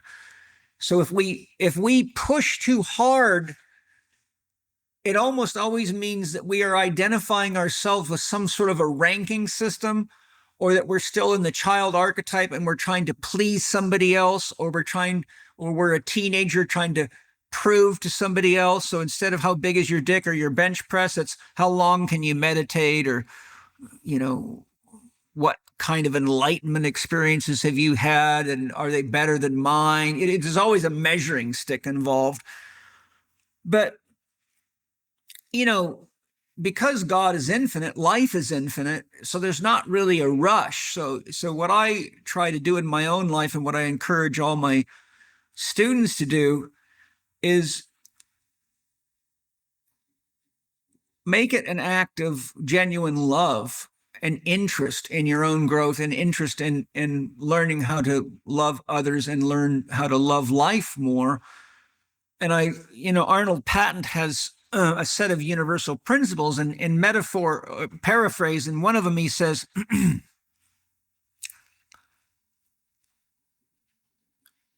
if you feel as though you have to do something out of a sense of duty or obligation, it's better to lay on the floor and rest until you can do it out of love. And I have tested that theory.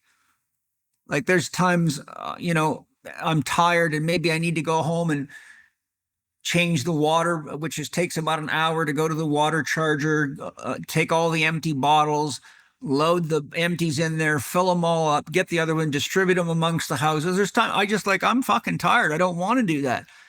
So I might just lay on my floor and just say, I don't want to do this out of a sense of duty or obligation. I want to lay here, smoke a bag, look at the beautiful ceiling, stare at my artwork, listen to some music. Sometimes my wife, one of the girls, wants me to do the dishes and I don't feel like it. So I'll say, I'm going to sit and watch a show on television, and when I feel like doing the dishes, I'll do it, because then I can do it out of love, not a sense of duty or obligation. So the more we create this idea that we have to do what we're doing out of a sense of duty or obligation, the quicker we get tired of doing it, and the more we resent the activity and the people asking us for help. So I think it's very important that we take responsibility for the fact that it's up to us to lay on the floor and give ourselves what we need. And then I'm not saying there's not duty or obligation. I'm saying the way you hold relationship with it determines the effect that meeting the obligation and fulfilling the duty has on you. And if you don't have a healthy relationship with duty and obligation, you can begin to resent your wife, resent your kids, resent your life, resent your choices, resent yourself. And that's a fantastic formula for an addiction, because that's what you got to do to numb the pain. And that's also what leads to projecting onto others and putting you in the victim archetype. It's always somebody else's fault. And it can even be God's fault. A lot of people hate God because they think God made them do all this terrible stuff. Yeah, and we've all probably had the experience of tasting food made out of a sense of obligation versus food made from Absolutely. tastes a lot. And there's a big difference. There's a big difference, right? And you mentioned, Paul, music, and I've heard you speak about sound healing as well. Yeah. So a lot of people I teach speak about that. I take it personally because I've been a musician for a long time. A lot of people are just like, oh yeah, all sound is therapeutic, and this frequency is the best though, and you have to use this one in this way. And people get kind of carried away with the specifics of the protocols in sound healing. So I'd love to hear you talk about both the pros and the cons, and how it actually can work to help us heal, or not in some cases. Well, remember, there's only three things that create everything in the universe, including your body, which is energy, information, and frequency. Energy without information cannot create a formation.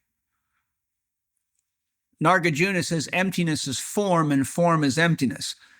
All form emerges from emptiness. Archetypes are the blueprint from which form emerges. But archetypes are not physical things. You can't grab one and say, here it is. So God is undifferentiated energy or pure potential. Information is the dream that brings potential into actuation. And frequency is what is the heartbeat that moves energy into potential. And it has a lot to do with what form the energy is, and this is why we have the elements earth, water, fire, and air. For example, a thought couldn't exist without the energy to produce it, the information that makes the thought intelligible, and the frequency. If it's a thought about I don't love myself, it's a low vibration. If it's a thought like I love myself, it's a very high vibration. And that's what your chakra system is. Your chakra is really like a cosmic radio station.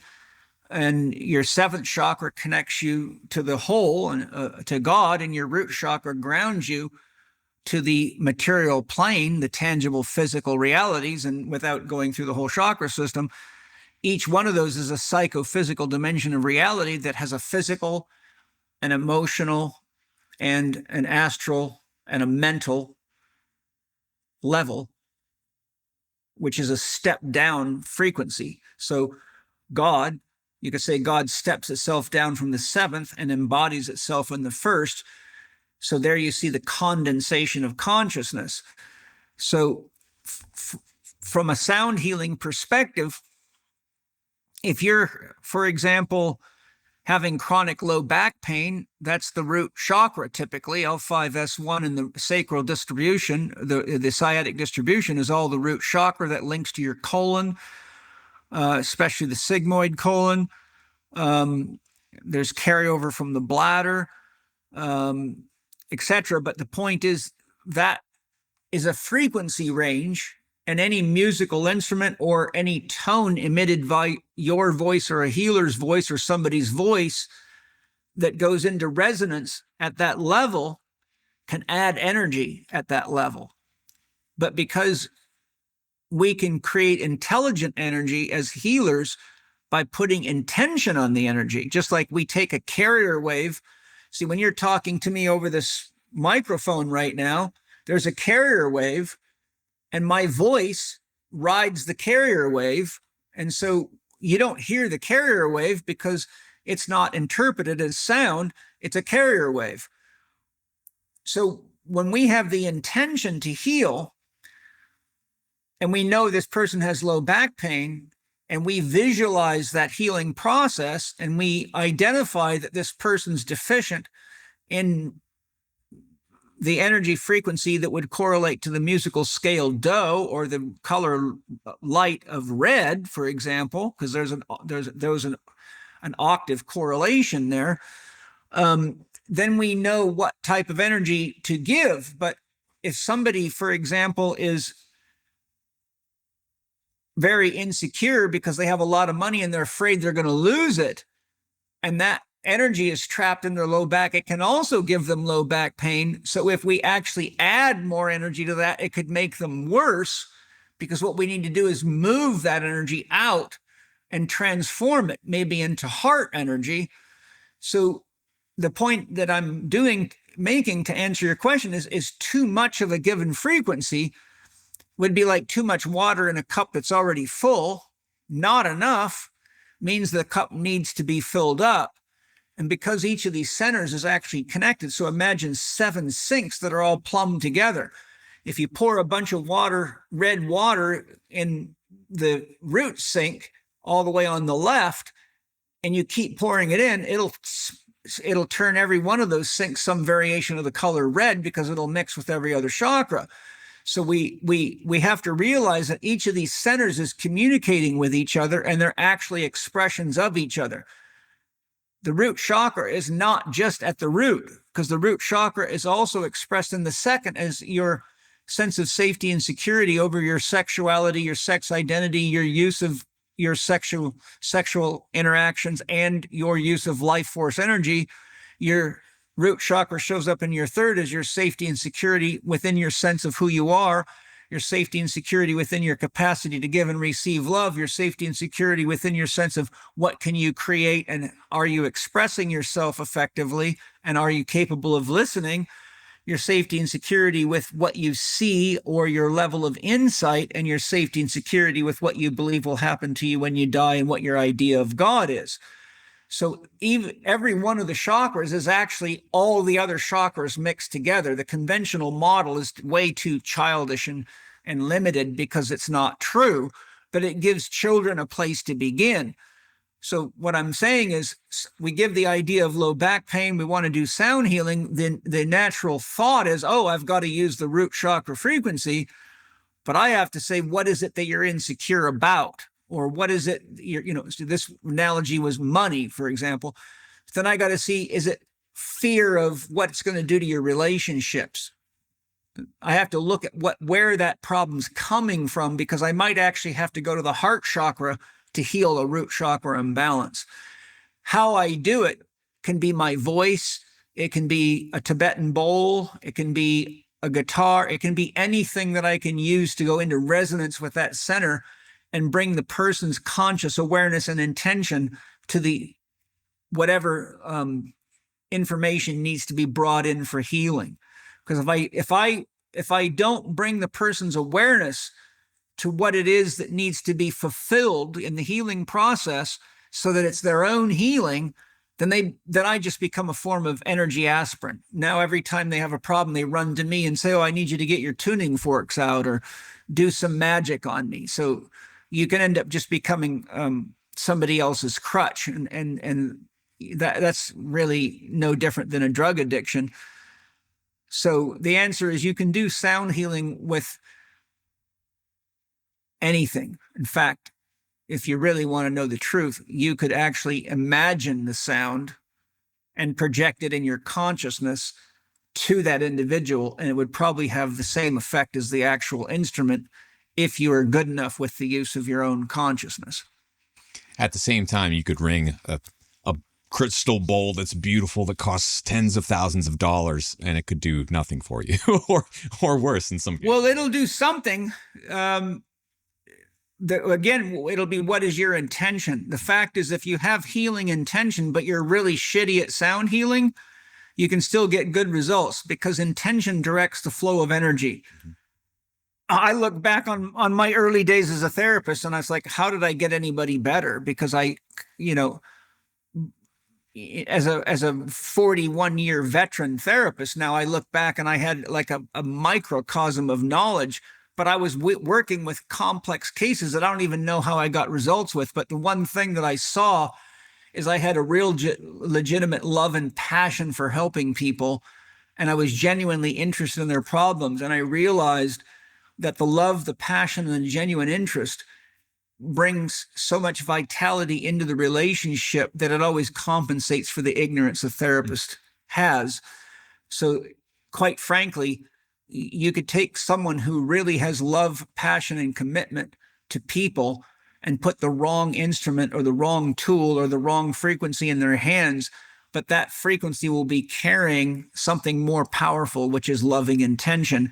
And there's nothing more powerful than that. Beautiful. Before we wrap up, Paul, you've been at the forefront of the world of health, healing, performance for more than half a century, essentially, at this point. Almost 41. Yeah. What do you see coming in the next 5, 10, 50 years in the world of health? Is there a next frontier? Does anything change in the future? Everything and nothing. Yeah. We live in an archetypal matrix. This is where God comes to self-reflect and self-realize. So there's inherent cycles in life. Just like we have winter, spring, summer, and fall every year. They're the same, but they're different every year. So nothing changes. There's always winter, spring, summer, and fall, but everything and everyone changes. You're not the same guy you were last winter. And the ski trip you had last winter was a ski trip, the same, but it was different than the one you're going to have this year. The thing is that the goal is for us to become more conscious, more capable, more loving, and more awake. But Earth is a school for relatively immature souls. It's like third grade for souls. And higher souls that are more evolved reincarnate in Earth like school teachers. So you get people like Eckhart Tolle and Paramahansa Yogananda and people like that don't need to be here, but they come out of the love of God's garden because they realize this is where God's waking up to itself. And so what I'm saying is a school is always a school, but every year there's different kids in it, but they're always studying the same things. Third grade is always third grade, but nobody's having the same experience. So the world will always be a school. What I think is going to change is we're going to collectively and individually grow to realize that there are certain things that we cannot ignore anymore. Like we can't expect Daddy in the sky to rescue us. We can't expect government to be an effective parent figure anymore. We can't expect government agencies to really look out for us. And we have to realize that corporate entities do not have our best interests at heart. They only want our money and to control us.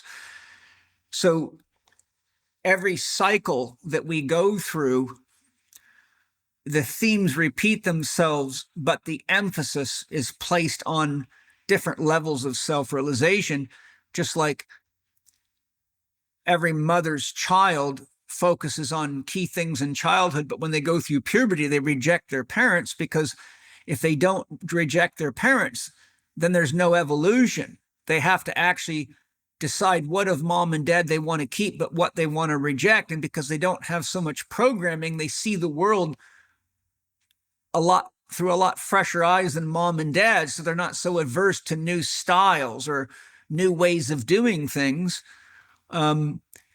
So what I see is that we're collectively growing up to the fact that we have to break out of the childhood archetype and become adults now. And that's going to require that we do some shadow work and some healing, and that we really get clear on what do we love enough to grow for and change for. So I teach love as an I, we, all model. First, you got to love yourself enough that you have something to bring into any we relationship. And once you're clear about who you are and what you bring into the we relationship, it's natural to say, what can we give to the all, right? I have to love Paul Chek every day. I have to love my 2 wives and my kids every day. But that's my gift to the world, because I'm giving intelligent, well-educated kids to the world. I'm growing spiritually with my wives, and our mission is to provide the best possible education we can. So my reason for being is to grow myself. My reason to be in relationship is to grow in love. But my reason for being in the world is to help people have an easier time of it than I did. That's my education systems. It's beautiful. Paul, what is the best place for people to find Spirit Gym, your podcasts, your books, and all the other work that you... PaulChek.com is kind of a central hub. You can find my podcast, Spirit Gym with Paul Chek, there. or just search Spirit Gym with Paul Chek on any podcast outlet. The institute is chekinstitute.com. And there's a lot there. All sorts of online education and books and things like that. My YouTube channel, where I have, I don't know, something like 1,200 videos I've done for public health as a gift to the world, is youtube.com/Paul Chek Live. Those are the main website. Oh, Spirit Gym is myspiritgym.com. So that's my membership training program, where I've developed 82 lessons and over 75 hours of training in what's called the Spirit Gym University, which you get as a member. And then I do a weekly Sangha meeting where I provide a new topic or concept. And I do that typically for 1.5 to 4 hours, depending on the flow. And so I give them a presentation, and then I take questions on what I presented on, and then I open the floor to support anyone with any problems or questions they have about their own life or health, or I basically treat them as though they were my private clients. And so the membership to be a Spirit Gym member gives you access to all the lessons, gives you access to the sanghas. There's a community, and then they have the podcast as well as part of their membership, because the podcast has an extended play membership, so they all get that. And then I bring in occasional guest experts to give presentations, like my wife, Angie, who's a highly qualified shaman and expert in biogeometry, spoke recently while I was on the road in Texas. And so that's what it is. It's really for me to support them with the education I put together, which is a synthesis of my life's work, developed so that it's palatable to the public, and it doesn't require the level of advanced training that higher level Chek Academy professionals get, because that's a 5-year training program. So those are the main things. paulchek.com, myspiritgym.com, chekinstitute.com, and then my YouTube channel. So that's enough to keep anyone busy. For sure. Thank you, Paul, for being so generous with your time, your energy, and your spirit. Anyone out there listening, please go read Paul's books, check out Spirit Gym. It's absolutely incredible. And as Paul said, your work is cut out for you. So, Paul, once more, thank you so much for joining us. Hey, thank you, Abel. So it was great. Good questions, nice dialogue, and thanks for your passion. It's obvious that you're still passionate about what you do, and I think, there it is. That's the love that grows us, right? And I'm sure you've seen podcasts with people that aren't really that excited about doing it, and it's obvious, and it doesn't inspire us. And your smile is apparent. Your eyes are full of your passion, and so that's what we do. We create more love and more life together. And that's what really Spirit Gym's all about, right there.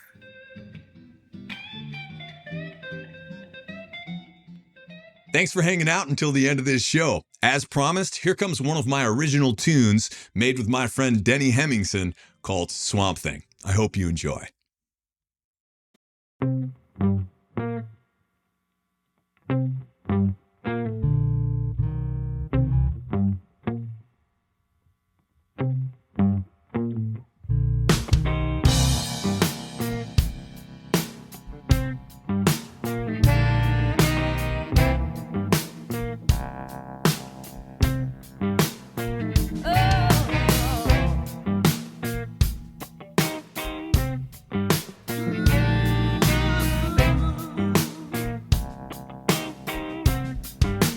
Down in Louisiana,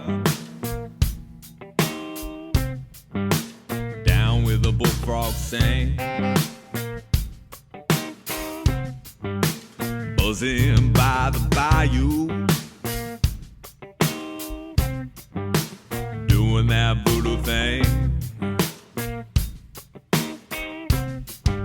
The green eyes in the moonlight,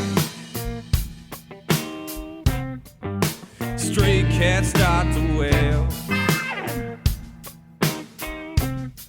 in the shadows of the street lamp, singing his hair. And everybody say, ooh, ooh, ooh.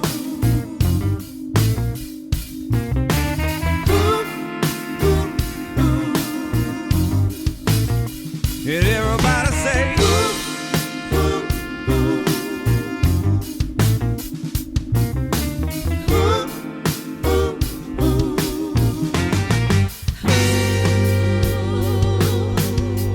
Just outside the corner, steamy Nolan's air, crying to the gold man. But he don't even care. High by association, hanging round the main, dodging beats and bourbon. You know that Swamp Things digs the rain. And everybody say, ooh, ooh, ooh. Ooh, ooh, ooh. And everybody say, ooh, ooh, ooh. Ooh, ooh, ooh.